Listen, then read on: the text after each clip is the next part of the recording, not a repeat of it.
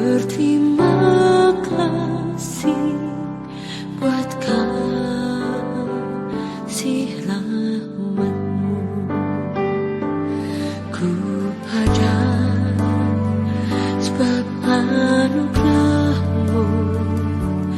Ku hajar karena kasih-Mu, Tuhan Yesus. Ku berterima kasih buat kasih rahmat-Mu. Terima kasih Yesus, Yesus. Terima kasih, hanya anugerah-Mu buat hidupku sekarang. Ku kan memuji-Mu selamanya.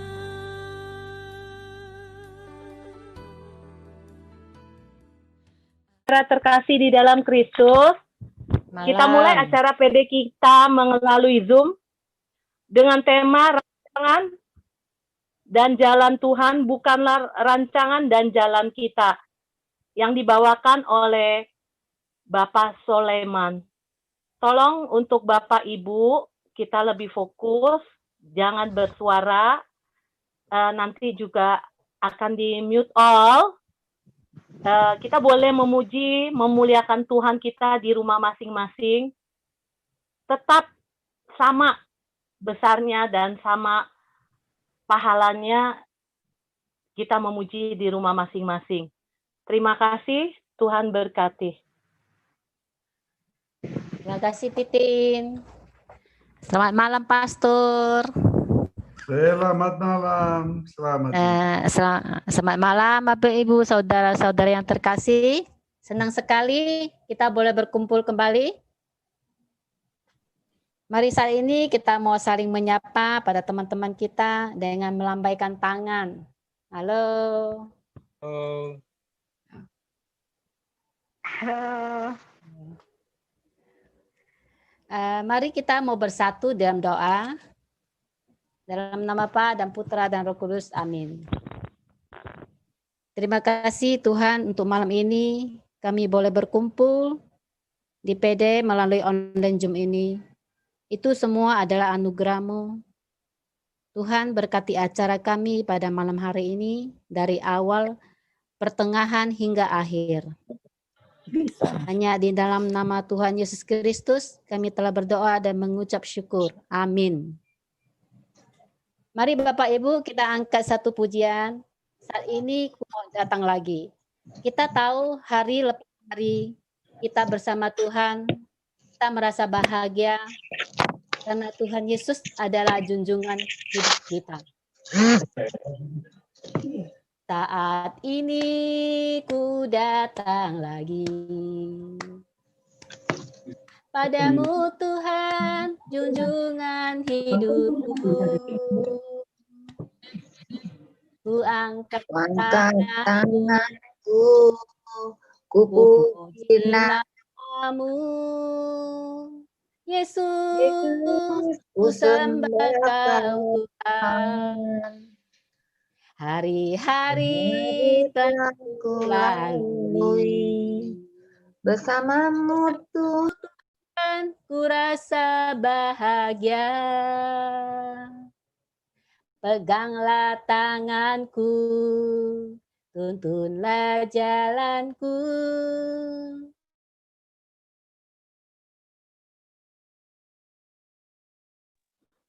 Tolong WL-nya di-unmute sendiri, WL. Tolong Acau, unmute. Oh, tadi ke unmute ya? Ya, sorry. karena tadi ada suara yang bocor, jadi supaya fokus, tolong WL-nya masing-masing unmute ya. Terima kasih. Haleluya, Sora Hosana. Haleluya, glory bagimu. Haleluya, Sora Hosana. Terpujilah namamu. Saat ini ku datang lagi padamu Tuhan, junjungan hidupku. Ku angkat tanganku, ku puji namamu. Yesus, ku sembah kau Tuhan. Hari-hari telah ku lalui. Bersamamu Tuhan, ku rasa bahagia. Peganglah tanganku, tuntunlah jalanku. Yesus, kaulah segalanya. Haleluya, Sora Hosana. Haleluya, glory bagimu. Haleluya, Sora Hosana. Terpujilah namamu. Haleluya, Sora Hosana. Haleluya, glory bagimu. Haleluya, Sora Hosana. Terpujilah namamu. Terpujilah namamu.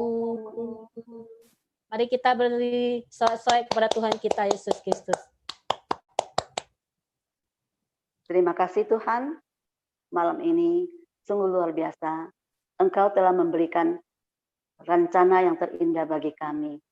Banyak sekali rencana yang terpikir dalam hati kami, namun kami percaya Engkau akan memberikan yang terbaik dan tepat waktu bagi kami semua. Mari saat ini kita bersyukur, kita katakan rencana, indah rencanamu Tuhan. Indah rencanamu Tuhan di dalam hidupku. Walau ku tak tahu dan ku tak mengerti semua terjalanmu. Dulu ku tak tahu Tuhan, berat ku rasakan, hati menderita dan ku tak berdaya menghadapi semua. Tapi ku mengerti sekarang, Kau tolong padaku. Kini ku melihat dan ku merasakan indah rencanamu. Tapi ku mengerti sekarang, Kau tolong padaku. Kini ku melihat dan ku merasakan indah rencanamu. Indah rencanamu Tuhan di dalam hidupku. Walau ku tak tahu dan ku tak mengerti semua jalanmu. Dulu ku tak tahu Tuhan, berat ku rasakan, hati menderita dan ku tak berdaya menghadapi semua. Tapi ku mengerti sekarang, kau tolong padaku. Kini ku melihat dan ku merasakan indah rencanamu. Tapi ku mengerti sekarang, kau tolong padaku. Kini ku melihat dan ku merasakan indah rencanamu. Kini ku melihat dan ku merasakan indah rencanamu. Terima kasih ya Bapa atas rencanamu yang terindah bagi kami. Terima kasih atas berkat dan pernyataanmu sepanjang hari ini. Terima kasih atas rezeki yang kami terima daripada kemurahan-Mu. Terima kasih ya Tuhan. Terima kasih ya Tuhan.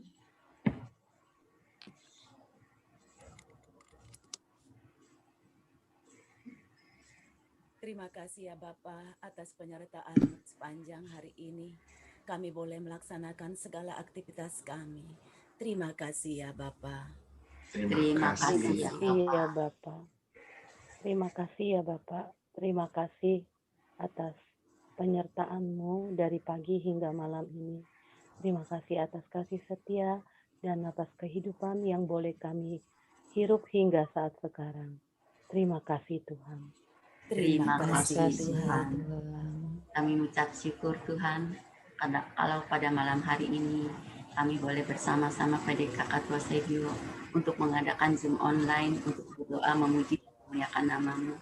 Itu adalah sebuah rahmat yang besar bagi kami semua. Terima kasih ya Tuhan. Terima kasih Tuhan. Terima kasih Tuhan buat kasih setia-Mu, pernyataan senantiasa, buat kebaikan-Mu, dan Kau selalu memberikan yang terbaik kepada kami. Terima kasih ya Tuhan. Terima kasih ya Tuhan.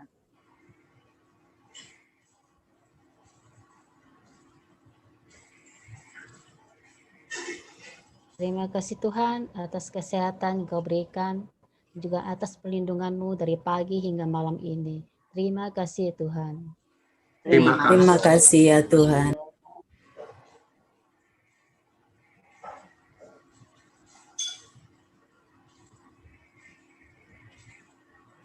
Terima kasih Tuhan. Engkau tahu masih banyak ucapan syukur yang kami ungkapkan dalam hati kami. Kami percaya Engkau pasti mendengarkannya setiap ungkapan syukur yang ada dalam hati kami. Bapa, saat ini kami mau mendengarkan kesaksian daripada anak-Mu, Ibu Anita. Dipersilakan Ibu Anita untuk memberi kesaksiannya. Silakan Bu Anita, di-unmute. Bu Anita masih di-mute.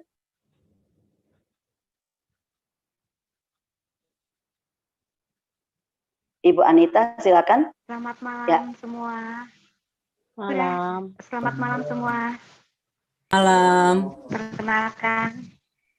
Perkenalkan, saya Anita dari Paroki Mikael Kranji. Saya mau memberi kesaksian iman yang membuat saya kuat dalam menghadapi kehidupan ini. Tahun 2004 akhir, saya hamil anak kedua. Oh ya, sebelumnya saya mau menceritakan Gimana ya caranya ya? perkawinan Aduh saya. Tuhan. Pernikahan saya melalui sakramen sakramen pernikahan di Gereja Santo Bonaventura tahun 2000. Ya. Jadi pada saat saya hamil anak kedua tahun 2004, saya selalu dimimpikan, selama saya hamil, saya selalu dimimpikan perempuan berambut panjang. Jadi setiap hari saya bertanya kepada suami saya, itu siapa?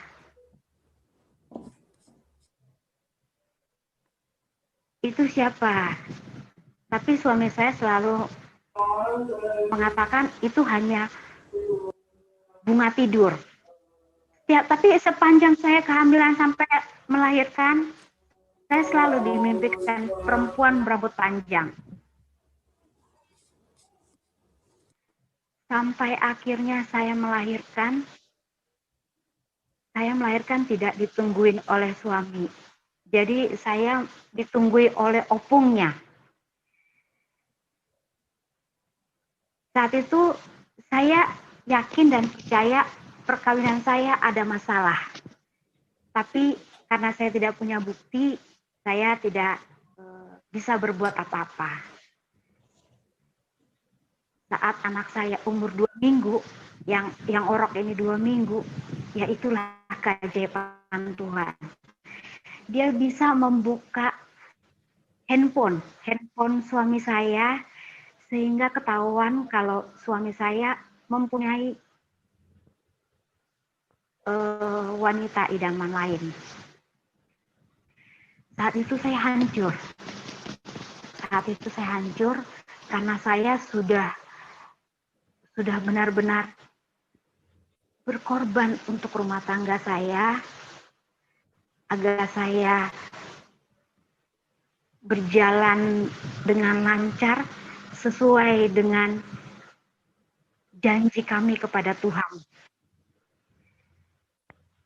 Akhirnya suami saya mengakui kalau dia mempunyai wanita lain. Sejak saat itulah saya mengalami kekerasan dalam rumah tangga. Saya ingat sekali saat malam Natal tanggal 24 Januari tahun 2005, saya ingin misa Natal di Gereja Santa Ana. Tapi suami saya tidak mengizinkan. Malah dia mendorong saya ke got. Jadi saya ingat saya masih menggendong bayi saya got, dan di situ saat itu mama saya sudah merasakan ada yang lain dalam perkawinan saya. Tapi saya tidak berterus terang karena saya tidak ingin menyakiti mama saya. Karena suami saya ini pilihan saya dan sebenarnya tidak direstui karena bukan dari karena ada hal-hal yang tidak berkenan pada orang tua saya atas pilihan saya ini, tapi saya tetap melanjutkan perkawinan saya. Akhirnya saya ingat pas malam tahun baru, saya ngaku kepada mama saya kalau perkawinan saya ada masalah. Dan saya dan mama saya dan bapak saya nangis. Saya ingat saya pegang anak saya yang masih umur beberapa bulan, dan anak saya yang paling gede itu umur 4 tahun lewat sedikit. Mama saya mengatakan, kalau kamu terus bersatu dalam rumah tangga dan kamu mengalami kekerasan, bagaimana kamu merawat anak-anakmu?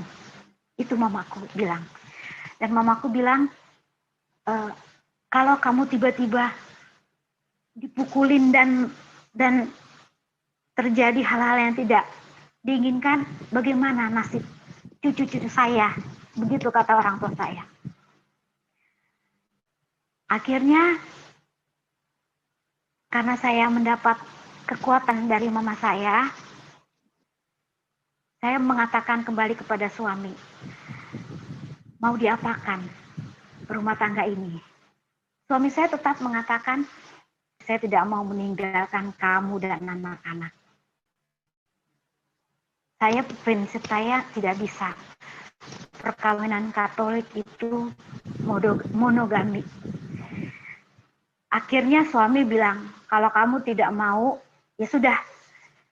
Akhirnya saya meninggalkan rumah dengan membawa 2 putra yang masih kecil, dan saya membawa, saat itu suami itu mempunyai hutang KTA, dan semuanya itu atas seizin saya. Jadi pada saat kami berpisah, saya harus menyelesaikan hutang itu. Saya masih ingat tahun 2006 gaji saya masih 1.200.000, 1.300.000. Saya hanya bisa ngontrak dengan ukuran kamar sekitar 3x4. Dan itu cuma ingat itu saya menangis karena kok begini nasib saya, kok begini. Saya setiap malam selalu, ya Tuhan, kenapa kau berikan saya cobaan yang begitu berat? Karena saya sudah menyakiti mama saya menyakiti anak saya menyakiti janji dalam perkawinan saya. Tapi saya tidak bisa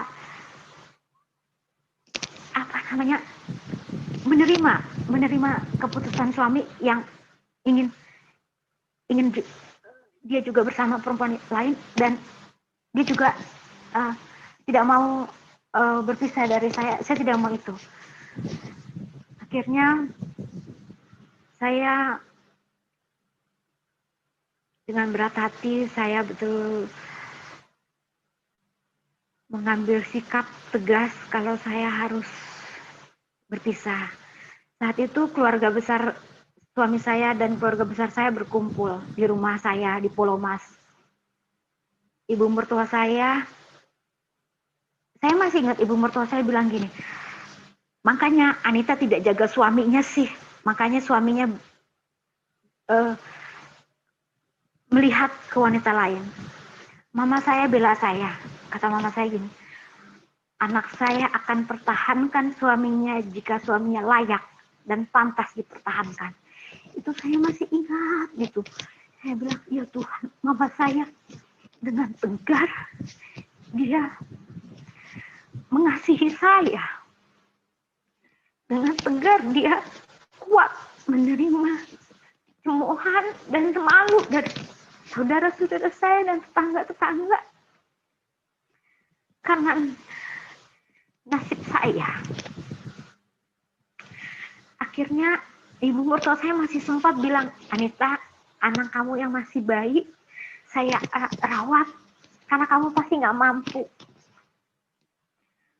Di depan hadapan keluarga besar saya dan keluarga besar dia, saya berujar, sampai kapanpun Bu, saya tidak akan serahkan anak saya. Anak saya sangat berharga. Saya bisa memutuskan perkawinan saya karena suami saya tidak menghargai saya. Saya masih ingat dulu. Jadi pada saat dia punya pacar, dia mengatakan kepada pacarnya kalau saya dinikahi karena kasihan. Jadi anak-anak saya bukan hasil dari perkawinan kami, begitu katanya. Di situ saya bilang di depan keluarga besar saya dan keluarga besar dia, kamu sudah tidak mengakui anak-anak ini. Jadi buat apa saya serahkan anak saya kepada ibu? Saat itu ibu mertua saya meminta anak saya yang baru lahir. Ibu mertua saya nangis. Saya bilang, maaf Bu, saya sakit hati karena anak ibu mengatakan saya sudah hamil 2. Padahal pada saat saya menikah, saya masih betul-betul gadis. Jadi saya benar-benar melangkah dalam perkawinan dengan tubuh yang bersih dan hati yang bersih. Akhirnya ibu mertua saya mengatakan kepada mantan suami, apakah itu betul? Dia malu. Saya bilang, sudahlah Bu, kita sudah selesai. Dan mohon maaf, daripada melukai hati saya, ibu tidak usah melihat saya dan anak-anak saya. Saya bilang begitu ibu mertua saya. Akhirnya bapak saya bilang, segalak-galaknya, sejahat-jahatnya harimau, dia tidak akan membunuh anaknya sendiri. Akhirnya keluarga besar saya dan keluarga besar suami memutuskan, ya kami tidak bisa rujuk. Dan saya juga, oke Tuhan, maafkan saya tidak bisa menepati janji saya menjaga perkawinan saya. Tapi sebelum saya berpisah itu, saya berkonsultasi kepada Romo. Apakah betul langkah yang saya ambil? Romo sebenarnya menyayangkan, tapi Romo tetap berpihak kepada saya, karena biar bagaimanapun saya masih ada anak-anak kecil yang harus saya kasihani, saya harus rawat. Jadi Romo mengatakan, Tuhan tetap merestui, karena ibu begitu menyayangi kehidupan. Ibu menyayangi jiwa ibu sendiri untuk tetap merawat anak. Saya masih ingat itu Romo mengatakan itu. Romo Dito Martawi di Gereja Bonaventura. Setiap hari akhirnya saya berdoa. Setiap malam saat anak-anak saya tidur, saya ingat itu anak saya tidur di kasur kapuk. Saya bilang, ya Tuhan, anakku gak punya bapak. Tuhan, anakku begini banget nasibnya karena saya egois. Tapi saya menyenangi hati saya. Banyak sekali yang mempunyai nasib seperti saya, tapi bisa melewati hidup. Sejak saat itulah ibu saudara-saudaraku, saya benar-benar fight. Saya benar-benar mengandalkan Tuhan. Saya karena gaji saya kecil dan habis untuk bayar utang KTA suami, jadi para debt collector itu datang ke kantor saya, orang-orang Ambon, sampai saya bilang, saya akan bunuh ibu kalau ibu tidak bayar. Saya ingat 8 bulan saya nggak bayar. Saya langsung gini, saya hadapi mereka di kantor saya bilang gini, saya cekek pun sekarang Pak, saya siap. Orang Ambon itu kaget karena saya benar-benar berpasrah. Jadi dia bilang, ibu betul-betul nggak punya duit. Ya ampun Bapak, saya nggak punya duit. Akhirnya orang-orang Ambon itu kasihan pada saya.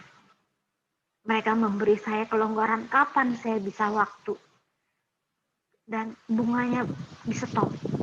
Akhirnya saya bisa menyicil 50 juta Bapak dalam 7 tahun. Sebenarnya itu uang yang kecil dan rentang yang panjang, tapi itu sangat berarti bagi saya dan anak-anak.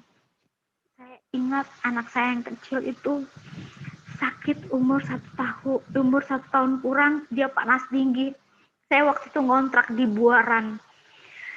Di Buaran itu seberang rel kereta api, Buaran Jakarta Timur. karena anak saya sudah panas tinggi, dia mengigau. Saya kalut, saya hanya punya duit 10.000. Saya akhirnya Tuhan, tolong saya, anak saya sakit, bagaimana saya harus membawa anak saya ke dokter, saya hanya punya 10.000. Tapi karena anak saya tetap demam tinggi, akhirnya saya bilang, ayo deh, kita ke dokter. Apapun yang terjadi, Tuhan senantiasa menyertai, itu doa saya.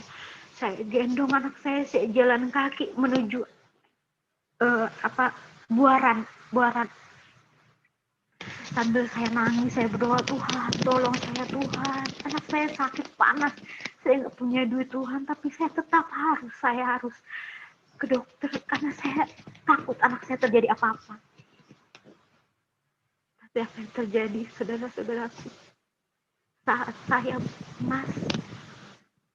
mendorong pintu klinik, anak saya demamnya hilang. Ya ampun Tuhan, saya loncat kegirangan, Tuhan, terima kasih Tuhan, terima kasih. Anak saya demamnya turun. Akhirnya saya tetap beli obat penurun panas Sangol. Saya pulang ke rumah, saya tetap, Tuhan, terima kasih Tuhan atas penjagaanmu yang luar biasa. Itu satu. Dan saya pernah juga saat itu tahun 2007 apa 2008, saya lupa, Jakarta itu banjir Jakarta banjir besar selama 2 minggu, listrik mati semua. Saya ingat saya harus mencari air untuk anak saya. Saya kan ngontrak di Buaran yang semuanya itu orang Betawi fanatik. Saya ingat untuk mengambil air itu jaraknya jauh. Kebetulan kontrakan saya terpisah, kamar mandinya di luar. Dan itu lembab. Saya mikir, ya ampun Tuhan, ini kandang kambing lembab, rumah saya lembab, anak saya masih kecil-kecil. Bagaimana saya harus biar anak-anak saya sehat? Itu saya tiap hari saya bolak-balik kasur, karena kasur saya kapuk dan itu langsung nempel ke lantai jadi lembab. Jadi saya bolak-balik dan saya nggak punya duit, Bapak Ibu, saya nggak punya duit. Saya karena setiap kali gaji saya habis, saya tinggal 15.000 sudah. Saya masih ingat saya ngontrak di depan kandang kambing yang kontrakannya itu 100.000 per bulan. 100.000 pun per bulan pun saya kadang-kadang mundur sampai saya diketok sama orang Betawi, tante bayar. Saya bilang, sabar Pak, nanti sore, kalau nggak bisa tante keluar, masih banyak yang mau gitu, Bapak Haji itu. Ya Allah Tuhan, saya sampai, aduh. Tapi puji Tuhan, setiap saya selalu berdoa, Tuhan, beri saya kesehatan untuk anak-anak saya terutama. Jadi saya punya beras, saya beli beras liter. Beras itu harganya mungkin 5.000 gitu. Saya masaknya itu segenggam aja, saya airin, jadi saya bubur, cuma saya kasih garam. Selama 2 minggu, selama Jakarta banjir besar, saya memberikan anak saya makanan itu. Dan saya tidak makan, saya hanya makan air putih, saya hanya minum air putih. Setiap hari saya doa rosario, doa novena, puji Tuhan. Tidak pernah anak saya sakit. Tidak pernah. Saya sampai bilang, akhirnya saya tahu di mana Tuhan yang adil itu. Tuhan yang maha rahim dan maha adil itu. Akhirnya begitu saya mengalami keadaan seperti ini, saya tahu di mana letak Tuhan yang adil. Dan saya juga pernah, saat anak saya nggak punya duit, hari Minggu saya ingat itu, saya bilang, Mama mau ngamen dulu ya Dek. Oh, anak saya yang gede bilang, jangan mama, nanti mama ketangkap polisi. Saya masih ingat itu, anak saya yang gede bilang, Jangan mama, nanti mama ketangkap polisi. Ya, saya langsung ada akhir tetangga yang kasihan. Dia bilang gini, lu mau ngapain kan? Aku bilang saya nggak punya duit. Akhirnya saya dikasih duit 20.000 untuk beli makan. Saya beli beras, saya beli sayur sop-sopan dari pasar yang sudah jelang siang, jadi sisa-sisaan sop-sopan. Saya beli itu sop-sopan seharga 1.000. Dan saya beli telur dengan 20.000 itu. Anak-anak saya bisa makan.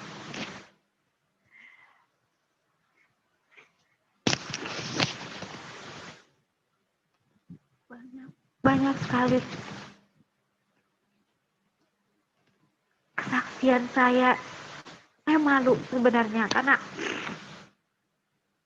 semuanya kekurangan makanan. Kesaksian saya ini karena kurang makanan, tapi itulah kenyataannya. Saya masih ingat sekali saya menjual kacamata. Saya jalan dari kantor saya di Pulau Gadung, saya jalan kaki ke terminal Rawamangun. Di situ ada toko kacamata Mikeda yang besar. Saya masih ingat. Karena saya nggak punya uang untuk beli makanan, saya bawa kacamata saya. Padahal saya benar-benar membutuhkan kacamata, tapi karena saya pikir bisa saya jual. Saya ingat saya bawa ke toko Mikeda itu, saya bilang, Pak, saya mau jual kacamata. Apa yang terjadi? Mereka menertawakan. Ya ampun Bu, di sini nggak terima kacamata bekas Bu. Bagaimana sih Bu? Saya ingat itu, ya Tuhan Yesus. Saya masih ingat mereka ketawa-ketawa. Saya meninggalkan Mikeda itu. Saya langsung, Tuhan, bagaimana anak saya makan? Bagaimana anak saya makan? Saya jalan kaki kembali sampai Buaran. Dari Rawamangun saya jalan kaki ke Buaran.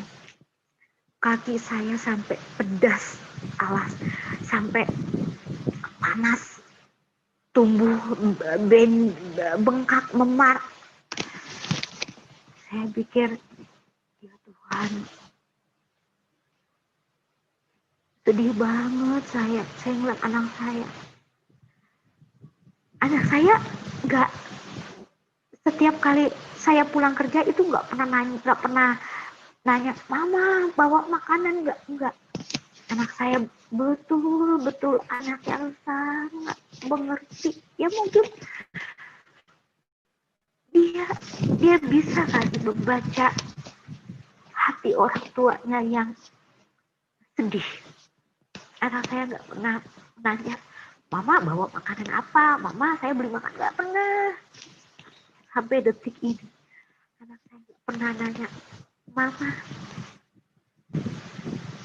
mau punya duit berapa?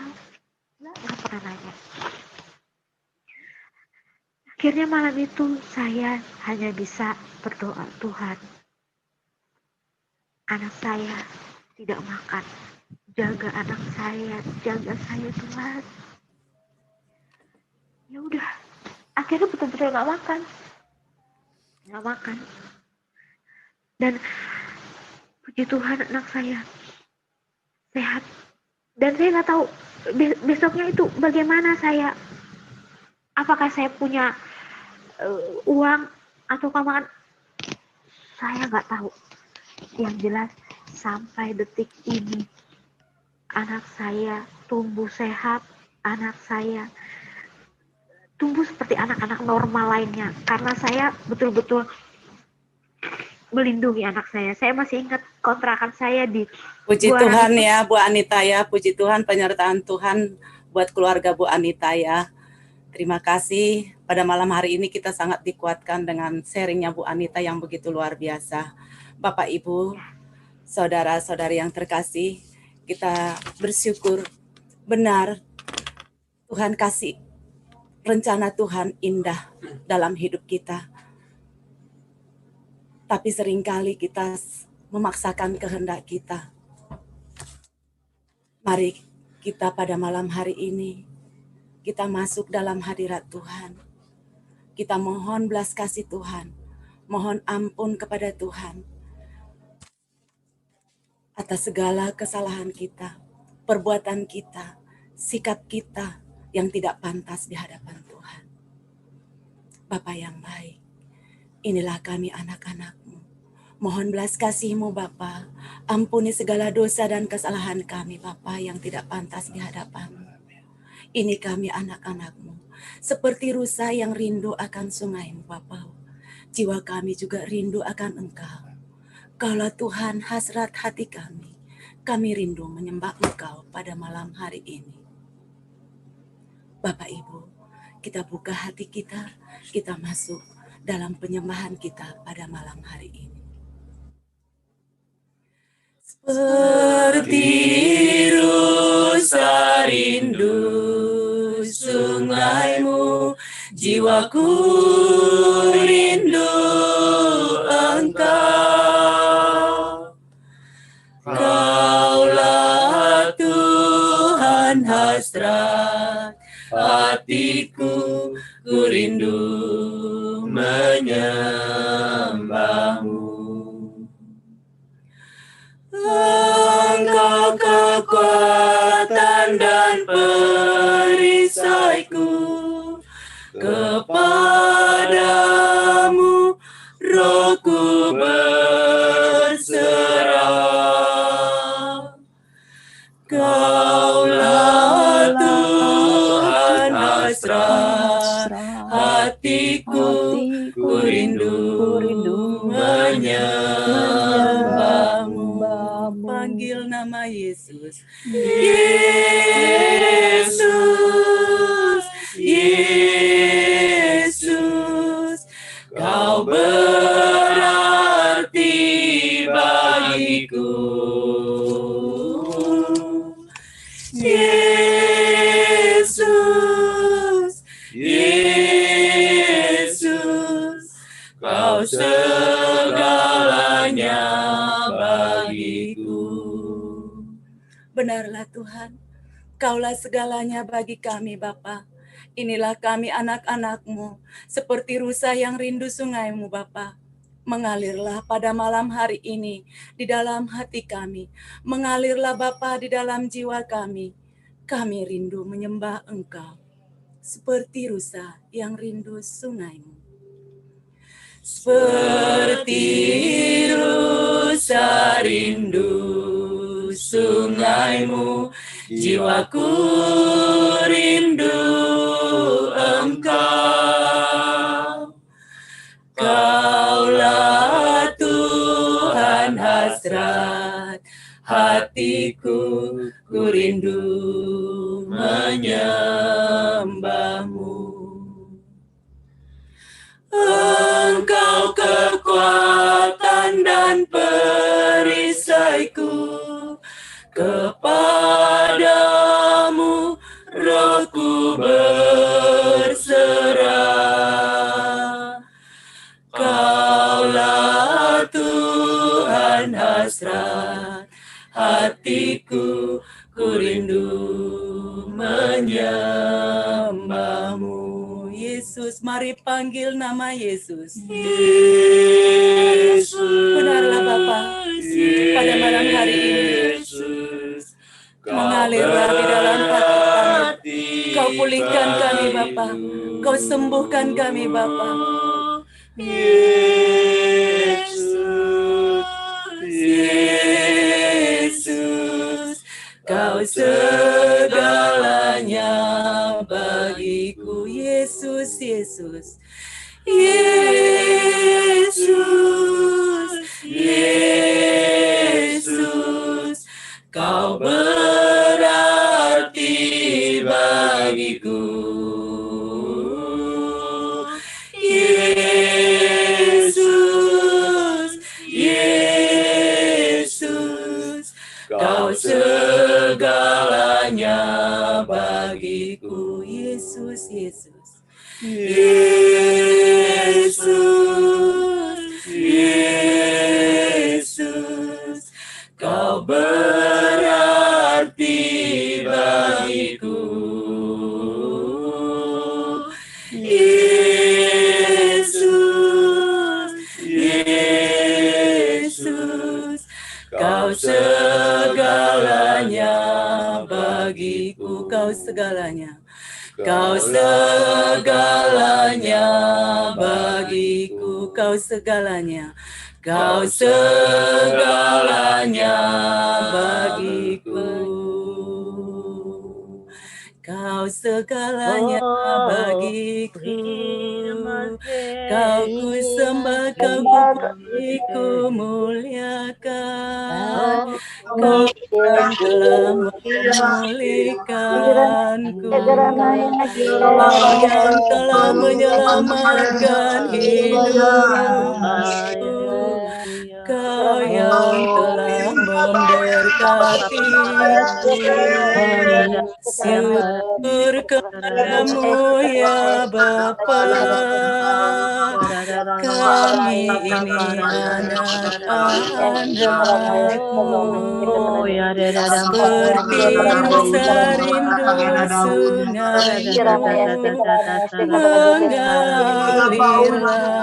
sungai mengalirlah di dalam hati kami, pulihkan kami, bersihkan hati kami.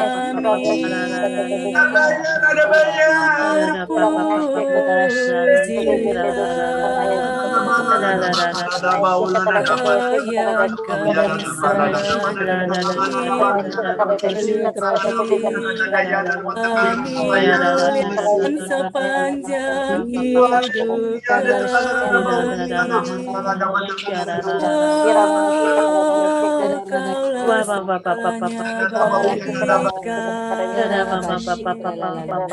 Kaulah segalanya di dalam hidup kami. Mengalirlah, mengalirlah kasih-Mu di dalam hati kami, dalam jiwa kami. Inilah kami ya Bapa, kami yang rindu akan Engkau, kami yang haus rindu sungai-Mu.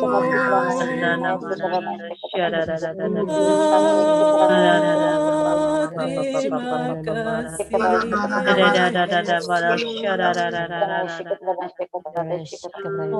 Kaulah segalanya bagi kami.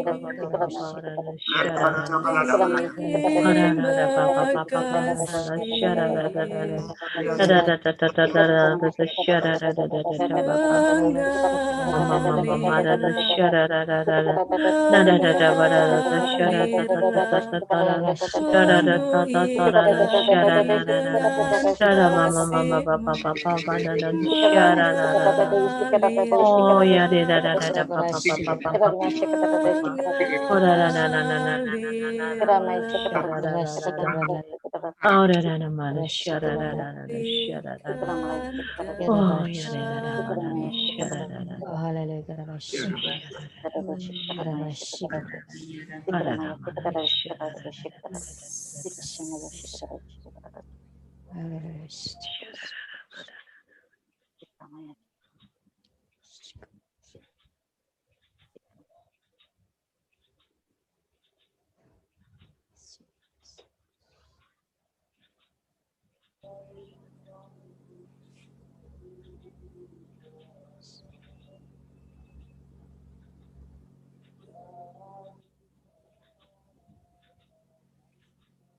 Tuhanlah gembalaku, takkan kekurangan aku.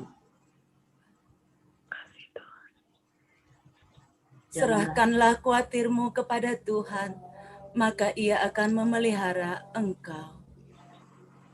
Janganlah takut akan hari esok, karena akulah Tuhan yang akan menjagamu.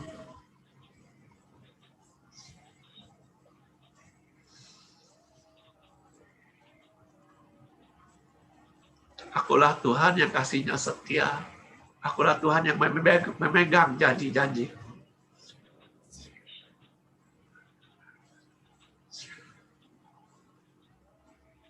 Marilah datang kepadaku yang berbeban berat, aku akan memberi kelegaan.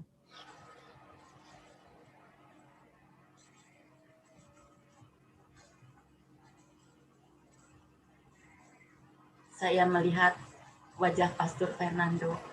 Mari saudaraku kita bersama-sama mendoakannya. Siara Papa. Oh ya di da papa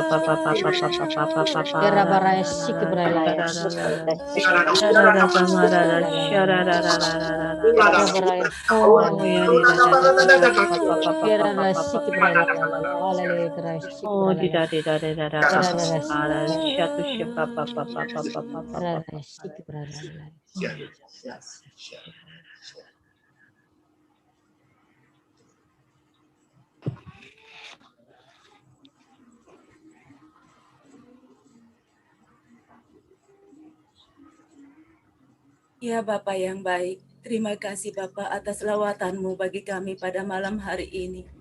Benar Bapak, inilah kami Bapak, anak-anak-Mu yang seperti rusa rindu sungai-Mu. Pada malam hari ini juga Bapak, kami rindu akan firman-Mu Bapak yang dibawakan oleh anak-Mu Bapak Soleman. Kiranya Engkau urapi Pak Soleman Bapak, biarlah Bapak dia senantiasa menjadi berkat bagi kami pada malam hari ini. Urapilah dia secara khusus Bapak. Dan kami juga anak-anak-Mu, bukakan hati kami Bapa pada malam hari ini Bapa, agar kami boleh mendengarkan firman-Mu. Bersabdalah ya Bapa, kami anak-anak-Mu siap mendengarkannya. Terima kasih Bapa, hanya di dalam nama Tuhan Yesus kami berdoa dan mengucap syukur. Amin. Untuk Pak Soleman dipersilahkan.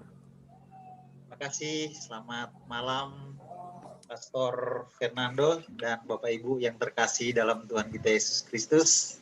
Saya berterima kasih kalau pada malam hari ini saya diberi kepercayaan oleh Bapak Stefanus, Pak Stefanus Surya, dari Ibu Helen, dari Sekina, untuk mencoba berbagi renungan pada malam hari ini. Saya sungguh sangat dikuatkan oleh kesaksian juga Ibu Anita tadi, bahwa saya teringat firman Tuhan yang mengatakan justru dalam kelemahanlah kuasaku menjadi nyata. Pasti kita semua punya pergumulan-pergumulan, cuman memang beda-beda tingkatannya gitu ya.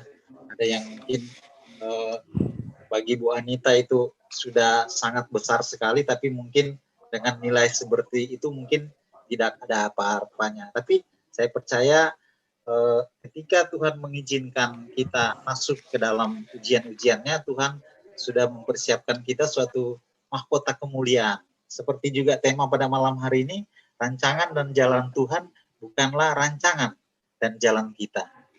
Jadi berarti mungkin Ibu Anita nggak berpikir anak-anaknya sampai saat ini sudah bisa besar, kok bisa, bagaimana saya bisa melalui semuanya itu ketika mengalami pergumulan-pergumulan yang sudah di-sharing tadi. Mungkin nggak terpikir ya kok bisa gitu. Anak-anak saya sampai saat ini sehat dan saya mengalami campur tangan Tuhan. Mungkin kalau ya saya nggak membandingkan dengan orang-orang yang di Eropa atau orang yang sudah ada di zona-zona nyaman, comfort zone, malah gerejanya disepi. Tapi mungkin ketika kita mendapat tekanan, ketika kita mendapat masalah, beban, makanya gereja-gereja di Indonesia masih ya karena pandemi aja jadi sekarang masih sepi ya. Tapi kalau normalnya gereja-gereja masih sepi justru karena kita mendapat tekanan, beban, kita masih mengandalkan Tuhan, datang rindu dan bergantung kepada Tuhan. Bapak Ibu, saya akan mencoba membawakan renungan. Kita ambil dari Yesaya 55 ayat 8 dan 9 sebenarnya. Ada tadi saya kasih kemarin cuma satu ayat, tapi nggak apa-apa, saya langsung baca aja. Sebab rancanganku bukanlah rancanganmu, dan jalanmu bukanlah jalanku. Demikianlah firman Tuhan. Seperti tingginya langit dari bumi, demikianlah tingginya jalanku dari jalanmu, dan rancanganku dari rancanganmu. Demikianlah firman Tuhan. Bapak Ibu, saya percaya Tuhan punya rencana kita masing-masing. Rencananya damai sejahtera dilimpahkan, rencananya untuk memberi keselamatan pada kita. Tapi ingat, Tuhan juga mempunyai kasih hak kita, kehendak bebas. kehendak bebas inilah yang kita pakai, apakah kita mau menggenapi rencana Tuhan atau kita mau ikutin jalan kita. Nah, mungkin sudah masuk 8 bulan atau 9 bulan ya kita berada dalam kondisi yang kondisi pandemi seperti saat ini. Kita sudah lihat bagaimana perusahaan-perusahaan besar juga, perusahaan kecil, pedagang, semua terdampak, kesehatan apalagi ya, banyak yang meninggal. Tetapi pertanyaannya apa rancangan Tuhan bagi kita? Apakah memang ini rencana Tuhan bagi kita? Apakah ketika bangsa kita mengalami kepastian tentang pandemi ini, kapan berakhir? Perkembangannya tidak semakin memburuk. Kalau tadi kalau nggak salah sekitar 4.000 sampai 5.000 ya seluruh Indonesia. Dan Pastor Romo juga kami, Romo Sutanto SJ kena juga. Mungkin 2-3 hari yang lalu Romo Tanto positif juga. Jadi semua online, offline, semua kegiatan-kegiatan gereja ditiadakan. Dan ada beberapa Romo juga sudah dites, memang sih negatif, tetapi keadaannya nggak semakin membaik. Keadaannya semakin boleh dikata bukannya membaik, lebih memburuk gitu. Jadi nggak ada kepastian. Nah, kita mungkin bertanya, apakah ini rancangan Tuhan buat kita semua? Ketika mungkin kondisi keuangan kita menurun, atau pekerjaan kita belum ada tanda-tanda akan kalau mungkin kita masih bekerja, kita mungkin masih bersyukur, berterima kasih. Kalau kita masih bisa makan 3 kali sampai 1 hari masih bersyukur. Tapi seperti kesaksian Ibu Anita tadi, mungkin ada orang-orang lain yang mengalami sampai hal-hal yang seperti Ibu Anita alami, gitu kan? Kita nggak tahu.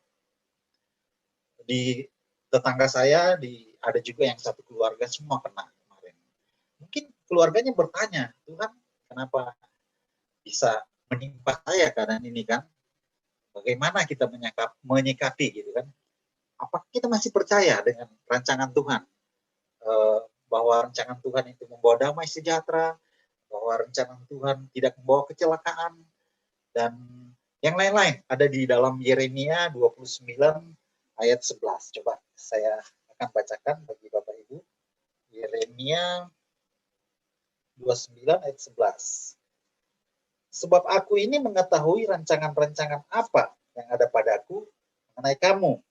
Demikianlah firman Tuhan, yaitu rancangan damai sejahtera dan bukan rancangan kecelakaan, untuk memberi kepadamu hari depan yang penuh harapan. Jadi janji Tuhan rancangan damai sejahtera, bukan rancangan kecelakaan. Tetapi kok ada satu keluarga, pastor paroki kita kena, dan dunia tidak semakin jelas kapan mau berakhir. Apakah ini rancangan damai sejahtera? Nah, jawaban dari itu adalah kita perlu mencari. Ternyata bahwa ketika kita sedang dalam masa-masa sulit atau masa-masa pandemi seperti ini, sulit, sukar, kesehatan yang menurun, kita perlu yakin, ya. Sebab aku mengetahui rancangan-rancangan ini ya, seperti di dalam share screen-nya, rancangan damai sejahtera. Tetapi kenyataannya tidak seperti itu. Nah, ternyata ketika kita mengalami semua ini, kita sedang dalam proses Tuhan, bahwa rencana Tuhan itu sedang kita diproses. Nah, menjadi permasalahan bagaimana kita menanggapi gitu kan, menanggapi masalah-masalah yang kita hadapi saat ini gitu kan, karena kita mau pegang dulu nih. Tuhan bilang kan nggak mungkin rancangan kecelakaan, nggak mungkin bukan damai sejahtera, dan hari depan yang penuh harapan. Apakah kita mau putus asa atau sedih atau tidak punya pengharapan? Atau kita mengambil keputusan tetap mengucap syukur, menjalani dengan sabar, dan kita mempunyai keyakinan bahwa Tuhan sedang merancang hidup kita. Nah, kita harus tahu bagaimana cara kerja Allah gitu kan, ketika kita merespon. Nah, ketika kita merespon gitu hubungan kita dengan Tuhan dengan tetap mengandalkan Tuhan, kita pasti akan melihat bagaimana Tuhan bekerja. Nah, saya punya cerita.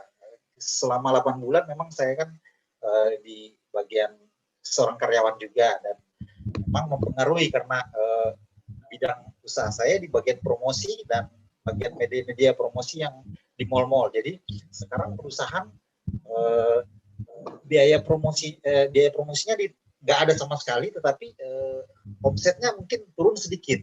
Jadi mereka pikir ya udah nggak apa-apa turun sedikit, tapi biaya promosinya nol gitu, nggak pakai. Jadi berpengaruh ke pekerjaan yang saya sedang geluti. Nah, seperti saya bilang tadi, justru dalam kelemahan, justru dalam kesukaran, cara Tuhan bekerja. Ada juga usaha-usaha yang memang jalan gitu kan, misalnya IT atau farmasi, atau misalnya ya kita tahu kemarin ya setelah pandemi itu banyak orang ingin sehat, banyak orang ingin berolahraga, akhirnya booming sepeda. Nah, ada salah seorang teman saya itu sudah sekitar 10 sampai 10 tahun lebih lah pernah mengalami kesulitan, akhirnya dia meminjam uang pada saya. Tetapi saya udah lupa gitu, sudah lupa lama sekali gitu kan, nomor handphonenya saya udah nggak pegang. Tiba-tiba masuk telepon ini, nelpon terus. Saya pas lagi di jalan, udah mungkin 10 kali, udah berapa kali. Akhirnya dia SMS, Pak, saya ini nama saya Hadi, namanya Hadi ini, saya udah usaha sekarang sepeda Pak, booming. Saya bisa beli rumah justru dalam kondisi begini, dia bisa beli rumah gitu. Saya Pak, ingat Bapak nih, nomor handphone Bapak masih saya catat gitu kan. Akhirnya saya minta nomor rekening Pak. Waduh, saya bilang, saya udah lupa Pak, Bapak ini enggak Pak, pokoknya dia maksa saya. Akhirnya saya kasih nomor rekening, dan dia mentransfer sejumlah yang memang banyak sekali bagi saya. Nah, maksud saya hal-hal yang kita nggak pernah pikirkan, hal-hal yang kita itu bisa terjadi di saat-saat kesulitan seperti ini. Tuhan bisa memberi jalan-jalan yang memang kita nggak pernah pikirkan. Asuransi pernah nawarin, Pak, tabungan Bapak kok nggak pernah diambil gitu kan. Ini udah berapa tahun Bapak, tabungannya udah banyak nih. Oh gitu ya, karena saya kalau ikut asuransi saya nggak pernah pikirin, karena saya pikirkan asuransi ya ikut aja gitu, udah debit, udah terdebit kan, jadi saya nggak pernah pikirkan. Asuransi nelpon gitu kan. Dan banyak hal yang saya alami dalam masa-masa pandemi. Di Bapak Ibu, saya ingin mengatakan bahwa keputusan Tuhan tidak terselidiki oleh manusia, dan jalan Tuhan tidak terselami oleh manusia. Jadi jangan coba-coba kita mau mencari jawaban dengan rancangan-rancangan Tuhan. Karena misalnya kenapa ya? Seperti saya tadi menanyakan kenapa ya saya mengalami seperti ini gitu kan. Saya sudah rajin berdoa di masa pandemi ini, saya sudah coba usaha itu, tapi kok kayaknya mentok semua gitu kan. Kok saya mengalami banyak masalah nih sekarang ini. Hidup kok sepertinya menderita gitu. Mungkin kita mulai membanding-bandingkan dengan teman saya ini ke gereja nggak pernah, apalagi melayani, apalagi masuk komunitas ini tuh hidupnya enak-enak aja ya. Krisis malah dia dapat berkat atau dapat apa gitu kan. Nah, mungkin kita mulai membanding-bandingkan dengan teman-teman lain atau orang-orang yang lain yang sepertinya nggak gereja juga, nggak ikut Tuhan juga, masalah dengan hidup mereka. Atau mungkin relasi tadi dengan suami Ibu kesusian Ibu Anita, atau dengan mertua atau dengan anak, mengalami relasi-relasi yang kurang bagus. Nah, kita mungkin mau bertanya ini, Tuhan, kenapa ya saya mesti ngalamin ini gitu kan? Kita mencari pertanyaan-pertanyaan yang mungkin, wah saya nih bernovena nih kayaknya, padahal saya udah begini, atau kita menambah gitu jam-jam doa kita, baca kitab suci lebih aktif, tapi kok sepertinya enggak. Nah, ini saatnya kita mulai belajar meyakini bahwa Tuhan sedang memproses kita. Nah, ketika kita diproses, pasti kita mesti mengalami hal-hal yang kita tahu kan, kalau emas mau dimurnikan pasti dibakar dengan panas yang tinggi. Atau kita bisa melihat beberapa kesaksian orang yang misalnya masuk pandemi ya kemarin, mungkin pernah Bapak Ibu lihat waktu ada yang paspornya digigit anjing gitu kan, jadi dia nggak jadi ke Wuhan gitu kan, akhirnya tertunda gitu, akhirnya kena itu pandemi kena itu. Terus kemudian ada juga orang yang terlambat pesawat ketika bangun kesiangan, terus check-in, pesawatnya udah berangkat. Nah, akhirnya beberapa menit dia mendengar pesawatnya yang kalau nggak salah yang ada Air atau apa itu ya, pernah ada kesaksian seperti itu. Saya satu keluarga juga meninggal semua, bahkan ada keluarga pendeta meninggal. Tetapi orang ini dia karena bangun kesiangan bisa terlambat dan dia diselamatkan. Hal-hal begini yang kita kadang-kadang nggak bisa membaca jalan Tuhan seperti apa gitu kan.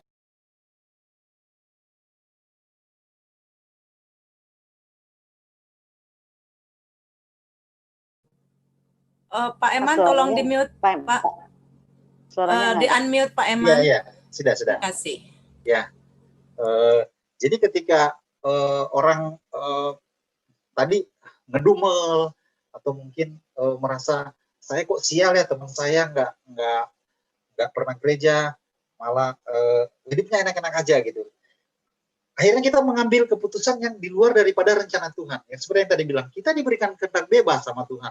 Untuk kita mau ikutin jalan Tuhan, misalnya sabar, kita mau berdoa, atau kita mau tidak meminta pertolongan. Kadang-kadang orang ya mungkin usahanya lagi turun cari pertolongan ke Gunung Kawi, kemana gitu kan, biar pelaris gitu kan.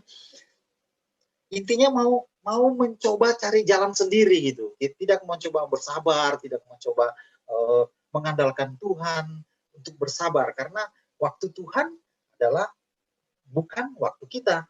Nah, ketika Tuhan menghendaki untuk kita bersabar, kita harus bersabar gitu kan.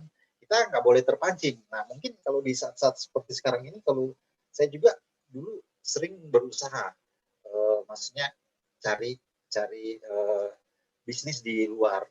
Nah, kalau dulu saya mau cari usaha atau mau coba join dengan teman, saya nggak perlu pikir gitu. Gini, nggak perlu mau survei, nggak perlu apa, kita jalanin aja dulu dah. Katanya teori-teorinya kan begitu, kalau orang mau usaha, udah jalanin aja, nggak usah terlalu banyak teori gitu kan. Tetapi sekarang kita bisa tahu gimana kondisinya. Mau buka ini, daya belinya nggak ada. Mau buka itu, orang-orang nggak makan di rumah makan, malah ngirim-ngirim ke sana kan. Nah, kita mau apa? Mentok gitu, mau usaha apa sepertinya mentok saat sekarang ini. Tetapi kita mau melihat bagaimana kisah-kisah tokoh-tokoh Alkitab. Ketika Yusuf waktu dibuang oleh saudara-saudaranya ke sumur, terus diambil pedagang, dijual ke Mesir, dan akhirnya menjadi kepercayaan Potifar, dan karena dirayu oleh istri Potifar, akhirnya dia dijebloskan ke penjara. Saat itu mungkin waktu dia dijeblosin sumur, dijual ke Mesir, dijeblosin ke penjara, kalau dia saat itu mungkin mau ngambil keputusan, misalnya mau menerima tawaran istri Potifar, ya rencana Tuhan nggak akan terjadi. Tetapi kita lihat bagaimana Yusuf, walaupun dia sudah di dalam posisi orang kedua di Mesir, dia malah menghibur saudara-saudaranya. Kamu mereka-reka yang jahat kepada saya, tetapi Tuhan mereka-reka merancang hidup Yusuf untuk memelihara suatu bangsa ini. Gitu kan? Jadi kita juga perlu melihat bagaimana rancangan Tuhan terhadap hidup kita. Nah, saya waktu ke Jakarta tahun 98, krisis 98 itu nggak punya pikiran untuk datang ke Jakarta. Jadi krisis 98 itu istri saya juga dikerja di bank, di likuidasi banknya. Saya di kontraktor, proyek-proyek juga ya, dolar dari 2.000, 3.000 jadi 14.000, 15.000, kesulitan. Sampai akhirnya mungkin orang-orang Jakarta pada kabur ke luar Jakarta ya, tetapi saya malah masuk ke Jakarta dan memang sudah mentok juga, nggak berpikir gitu. Yang penting bagaimana seperti Bu Anita tadi, makan dulu gitu kan. Ada orang yang ngajak ke Jakarta, datang aja ke Jakarta. Nggak tahu Jakarta orang lagi masuk dari Soekarno-Hatta itu kok banyak rumah yang hangus gitu kan, apa gitu kan, bakar-bakaran gitu. Tetapi saya waktu itu kok nggak berpikir takut gitu kan, mau ada kerusuhan lagi atau mau bagaimana cari makan orang dari daerah, bagaimana bersaing dengan orang-orang Jakarta. Saya tetap menjalani aja. Tetapi terbukti sudah 20 tahun lebih lah, artinya sampai saat ini Tuhan memelihara, Tuhan mencukupkan, Tuhan bahkan berlimpah berkatnya. Saya tidak pernah memikirkan bahwa saya bisa, dulu saya datang sendiri dulu karena anak-anak masih kecil, istri juga membawa, masih kos-kosan gitu di tempat saudara, nggak enak.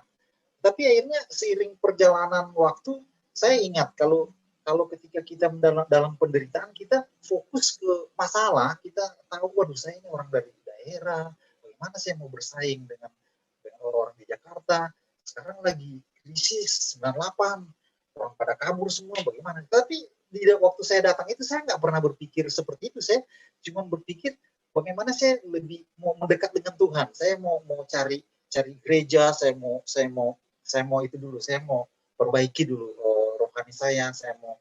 Akhirnya ketika saya mulai dekat-dekat dengan Tuhan, mau cari gereja, mau ikut komunitas-komunitas ini, saya nggak berpikir kesulitan saya bagaimana besar, karena firman itu terus masuk, firman masuk terus dan menguatkan saya. Akhirnya sampai pada saat titik saya sudah memiliki ya boleh dikata semualah, sudah punya, saya nggak ingat lagi waktu saya datang ke Jakarta dengan baju di badan aja, cuma pakai sepatu seadanya gitu. Tapi itulah rancangan Tuhan. Seperti saat ini pun orang bilang kan dunia lagi direset gitu, jadi dinolkan lagi, apa semua gitu, nggak bisa bergerak, pesawat gitu kemana-mana juga ini banyak yang berhenti gitu kan, jadi direset kembali. Nah, kita pun iman kita, kepercayaan kita jangan sampai direset juga gitu. Kita maksudnya kita isi dengan firman-firman ya. Kita percaya banyak hal-hal yang bisa kita ambil dari kejadian-kejadian yang kita alami. Nah, Bapak Ibu, saya ingin mengambil contoh juga bangsa Israel ketika mereka di dalam pembuangan. Saya tadi usulin, maksudnya waktu Tuhan dengan jalan Tuhan itu nggak bisa kita tadi saya udah bilang di awal bahwa pandemi ini kita belum bisa ketahui kapan berakhirnya. Saya mau ambil contoh bangsa Israel ketika mereka mengalami masa krisis. Mereka ada di dalam tekanan di bangsa Babel, ada 70 tahun. Ketika di Mesir mereka ada 430 tahun baru bisa mereka keluar dari masa pembuangan. Nah, apakah Allah sengaja merancang hal buruk? Janji Tuhan tidak berlaku untuk bangsa Israel. Atau bagaimana berkat perlindungan, mungkin janji-janji dengan suatu negeri yang berlimpah susu madunya, itu kan Tuhan udah janji bahwa kamu akan aku berikan suatu negeri yang berlimpah susu madu. Tetapi perjalanan yang hanya beberapa minggu sampai ke tanah perjanjian itu bisa jadi 40 tahun. Karena apa? Seperti tadi saya bilang, kehendak bebas yang Tuhan berikan bagi kita itu menjadi halangan ketika rencana-rencana Tuhan ingin digenapi dalam hidup kita. Bangsa Israel ketika mereka taat, semua lawan-lawan dikalahkan. Jadi mereka bisa berhidup. Niko bisa kemarin kelas. Ya. Ini caranya yang bocor gimana? suaranya. Ketika menyimpang, tidak taat, menyembah berhala, mereka dikalahkan, diperbudak dan mengalami penderitaan. Jadi pilihan ada di tangan kita. Kita mau masuk kemana? Ke dalam rencana Allah atau rancangan kita? Ketika kita dibaptis, kita menerima Roh Kudus, Bapa, Putra, dan Roh Kudus. Kita menjadi anak Allah. Dosa-dosa kita dihapuskan. Jadi kita sudah memegang karcis, kita sudah memegang keselamatan, karena rancangan Allah keselamatan, bukan kecelakaan. Tetapi pertanyaannya, kehendak bebas yang kita miliki ini, kita mau pergunakan nggak karcis itu untuk kita masuk ke, misalnya ke bioskop, atau kita masuk ke pertunjukan ini. Mau nggak kita mau pakai karcis itu? Jadi keputusan ada di tangan kita, bukan keputusan Tuhan. Tuhan memberikan kehendak bebas itu yang harus kita pakai. Tadi kita sudah menyelidiki tentang apa rencana Tuhan, proses Tuhan. Nah, kita coba buka di Roma 11 ayat 33 sampai 34. Roma 33 ayat, bisa di-share atau Roma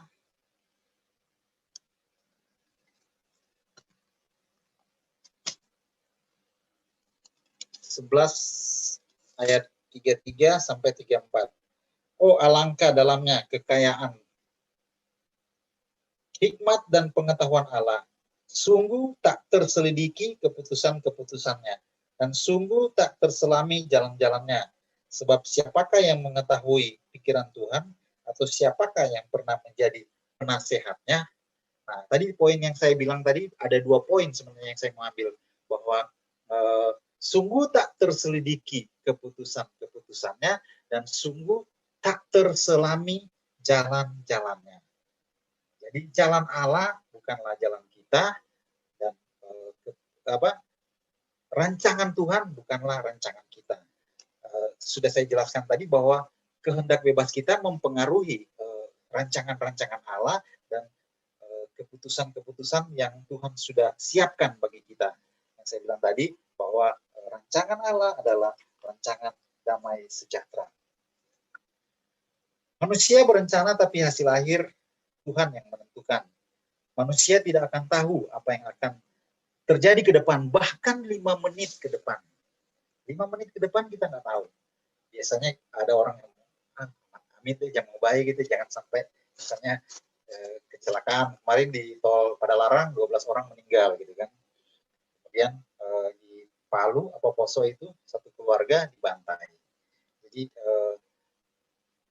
tapi menjadi cara mati atau cara meninggal orang tidak menjadi itu hanya cara aja gitu, tetapi ada rancangan-rancangan Tuhan yang terjadi dalam hidup kita gitu. Ini maksud saya 5 menit ke depan pun kita tidak bisa ketahui. Peristiwa tsunami di Aceh, Palu, terus kejadian-kejadian kecelakaan-kecelakaan yang kita tidak akan bisa. Manusia tidak bisa menyelami rencana Tuhan. Dan inti daripada semuanya, mari kita sertakan Tuhan di dalam perencanaan. Doakan dalam setiap saat apapun yang kita rencanakan. Misalnya kita berkata, saya mau buka usaha ini, saya mau pergi ke sana, saya mau bangun usaha ini, saya mau buat ini. Sekarang saya mau serahkan ke dalam tangan Tuhan. Serahkan semuanya ke dalam rancangan Tuhan gitu kan. Dan seperti kita pun orang-orang karismatik, kita bisa kalau kita punya pujian penyembahan yang baik, saya kalau misalnya dulu keputusan jarang saya bisa 2-3 hari baru saya mendapat jawaban. Tapi ketika kita masuk dalam penyembahan, kita memberikan semua fokus kita pada satu masalah. Misalnya saya mau tanya Tuhan nih, kira-kira saya mau lakukan ini apa enggak? Saya bisa dapat jawaban ketika kita masuk dalam penyembahan yang memang benar-benar yang kusuk dan memang sangat jelas gitu loh. Ya, mari kita manfaatkan, kita sebagai orang-orang karismatik, kuasa Roh Kudus yang benar-benar sering kita gumuli, kita hayati, kita manfaatkan. Ya seperti kita punya handphone gitu kan, banyak aplikasi di situ, banyak hal-hal yang bisa kita pakai, tapi kadang-kadang kita cuma pakai WhatsApp aja atau mungkin Google Map tapi ada mungkin ribuan aplikasi. Nah, seperti pun dengan Tuhan, kita bisa minta pertolongan Tuhan memakai cara-cara apa ya, tapi kadang-kadang kita nggak minta. Kita harus memadukan iman dan perencanaan yang matang akan membuat kita berhasil, apalagi di masa sulit seperti sekarang. Menunggu situasi sulit hingga menjadi normal kembali membutuhkan waktu yang lama. Nah, jika kita selalu menanti saat yang tepat untuk bertindak, kita akan menunggu selamanya tanpa hasil. Lebih baik kalah setelah mencoba daripada menyerah sebelum mulai. Ini kita bisa ambil contoh dalam perumpamaan talenta. Talenta itu di Matius 25 sampai 14:30. Kita kan udah tahu sih perumpamaan tentang talenta ya. Bagaimana seorang hamba yang mendapat 1 talenta dan menyimpan, malah menyebut menilai bosnya kejam, tidak mengembangkan talenta. Tetapi ada yang 2 talenta, ada yang 5 talenta, mengembangkan. Dan apa yang terjadi? Ketika tuannya datang, dia mau memuji hambanya gitu kan, yang setia memikul tanggung jawab, diberi tanggung jawab kecil, mengembangkan jadi besar. Sehingga dibilang, masuklah dalam kebahagiaan. Tetapi yang tidak mengembangkan talenta, ditegur. Tidak mengembangkan talenta. Talenta tidak diberikan. Misalnya kita pun nggak bisa mengembangkan talenta kita, usaha, kita bisa juga memberikan kepada orang.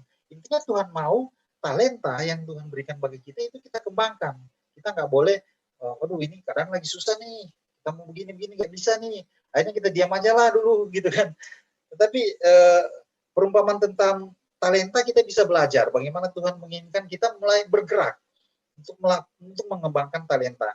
Karena kita tidak mau juga ketika di ayat yang terakhir dikatakan bahwa orang yang tidak mengembangkan talenta itu akan dicampakkan ke dalam kegelapan. Di situ ada ratap dan gertak gigi.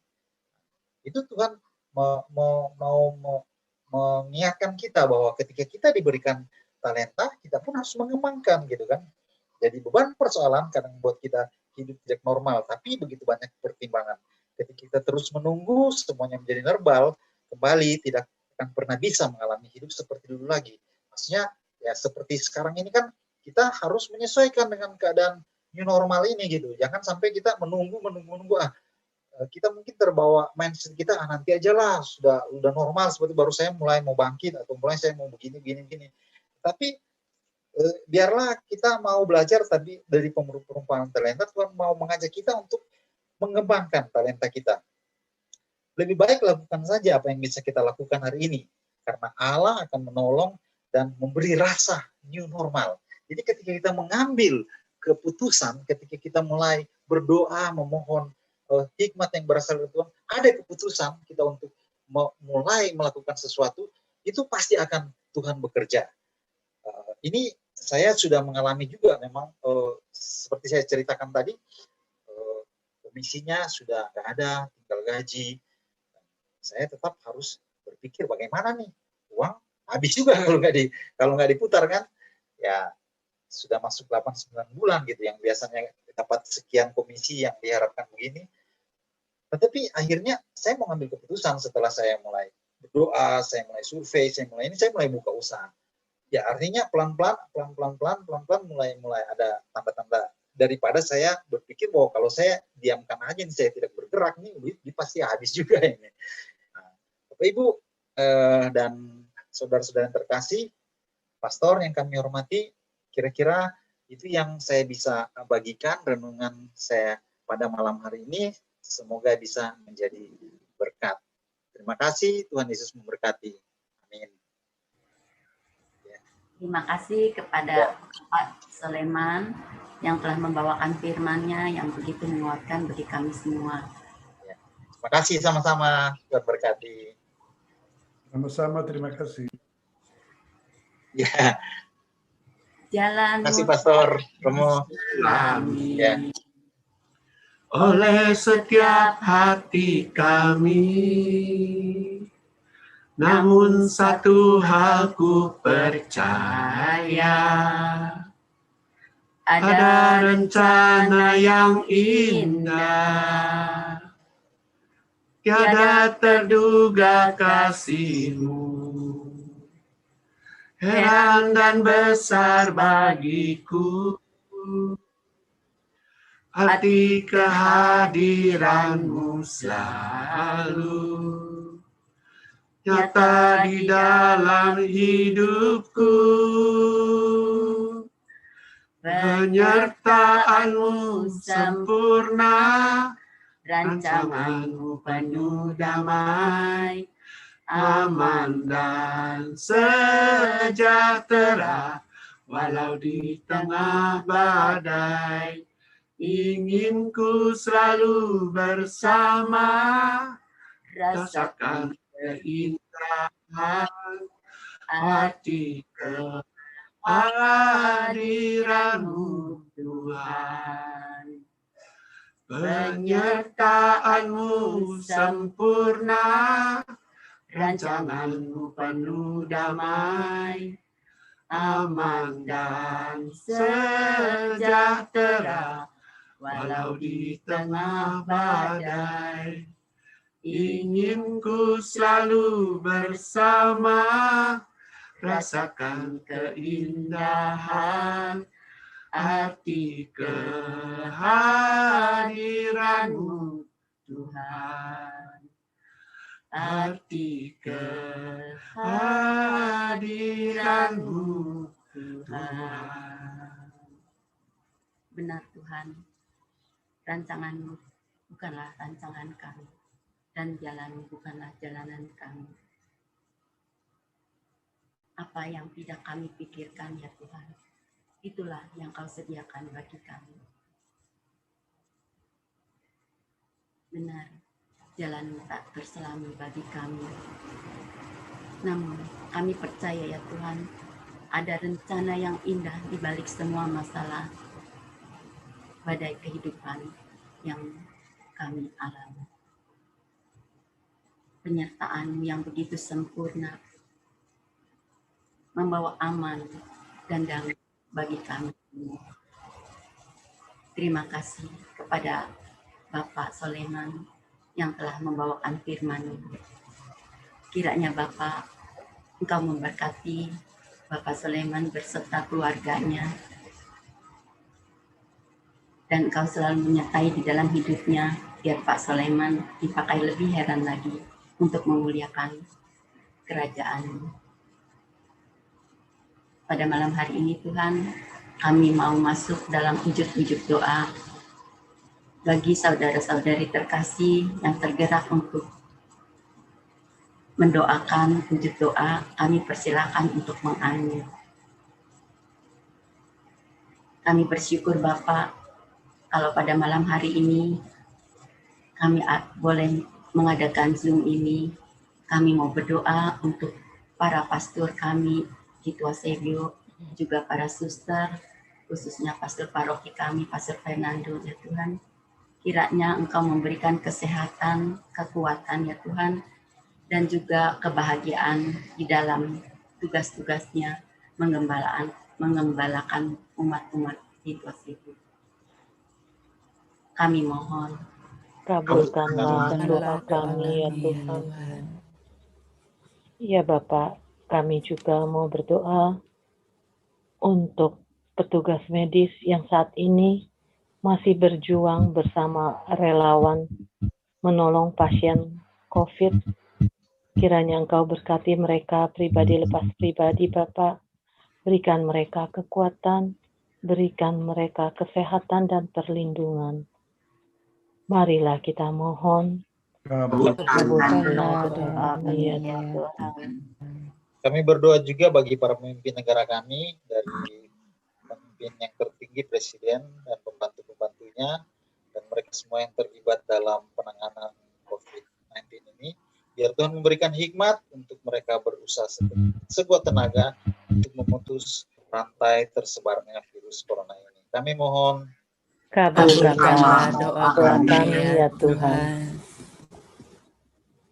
Ya Bapak, Engkau tahu di dalam masa pandemi ini di mana kesulitan dalam kehidupan semakin banyak terjadi, dan kami butuh pertolongan-Mu, kami butuh jalan keluar daripada-Mu, kami butuh kekuatan-Mu Tuhan, agar kami semuanya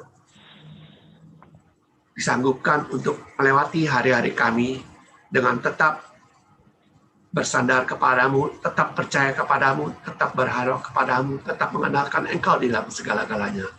Karena Engkaulah Allah kami, Allah yang kasih setia, Allah yang selalu mendengarkan doa-doa kami, terlebih di saat kami di dalam hati yang remuk redam. Engkau selalu memberi jawaban yang terbaik dalam seluruh permohonan kami. Ya Tuhan,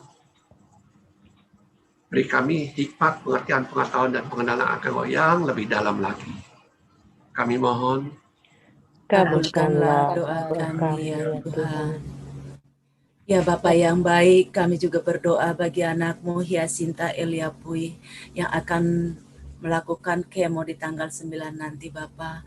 Mohon belas kasih-Mu, berikan kelancaran Bapa, berikan kekuatan baginya, berikan kesehatan baginya.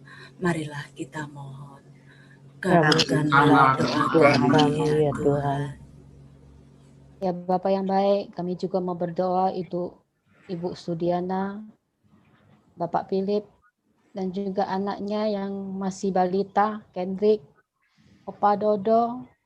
Kiranya Tuhan berbelas kasih kepada satu keluarga ini yang terkena COVID-19 ini Tuhan. Kiranya Tuhan turut campur tangan Tuhan, beri mereka pemulihan, kesembuhan. Marilah kita mohon. Kabulkanlah doa kami ya Tuhan.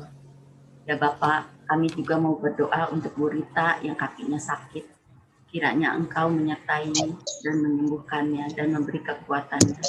Dan juga untuk Melisa yang sakit epilepsi, kiranya Engkau menyembuhkan. Juga Pak Yayang, Bu Mustika, Maria, Bu Ayin yang sedang sakit, kiranya Engkau memberi kesembuhan. Kami mohon. Kabulkanlah doa kami ya Tuhan.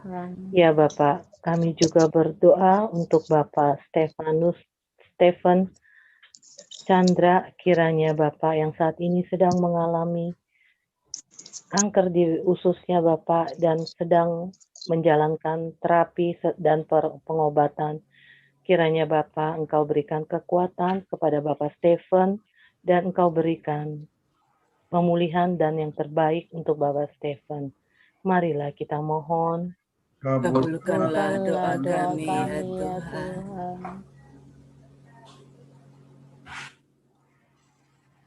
Kami Ya berdoa Bapak. untuk Bapak Franz, tokoh dari Mandarin yang Engkau panggil hari ini. Semoga beliau putranya yang iman dan putrinya yang jadi Islam tetap bisa menikmati doanya dari surga, ampunilah dosanya, supaya dia bisa menikmati kemuliaan. Kami mohon. Kabulkanlah doa kami ya Tuhan. Ya Bapak, kami juga mau berdoa untuk Bapak Haryanto yang sudah Engkau panggil. Kiranya Engkau ampuni segala dosa dan kesalahannya. Engkau berikan kebahagiaan di surga. Kami juga mau berdoa untuk kedamaian jiwa dan keselamatan jiwa Ibu Juhana Chandra, Papa dan Mama Robi, Mama Susi dan Susien, Papa Yanti, Tam Teksun, Ibu Margaret Betty Wijaya, Ibu Helena Waro, serta untuk korban yang meninggal karena COVID. Berikanlah mereka pengampunan, berikanlah mereka tempat yang baik di surga. Marilah kita mohon. kabulkanlah doa kami ya Tuhan. Ya Tuhan yang baik, itulah segala wujud-wujud doa yang kami ucapkan kehadirat-Mu. Masih banyak lagi doa-doa yang belum terucap di dalam hati kami. Tapi kami percaya Engkau mengetahui segalanya dan akan memberi yang terbaik bagi kami semua. Pada malam hari ini Tuhan, kami ucap syukur dan terima kasih untuk persekutuan doa yang telah berjalan dari awal hingga akhir dengan lancar dan baik. Terima kasih untuk penyertaan-Mu. Sebentar lagi kami akan menutup persekutuan doa ini ya Tuhan. Kiranya Engkau menyertai kami di dalam rumah kami, rumah tangga kami masing-masing, agar Kau beri damai, sejahtera, dan sukacita, dan Engkau menjaga kami menyertai saat-saat pandemi ini. serta memberi yang terbaik bagi kami. Terima kasih Tuhan untuk malam yang indah.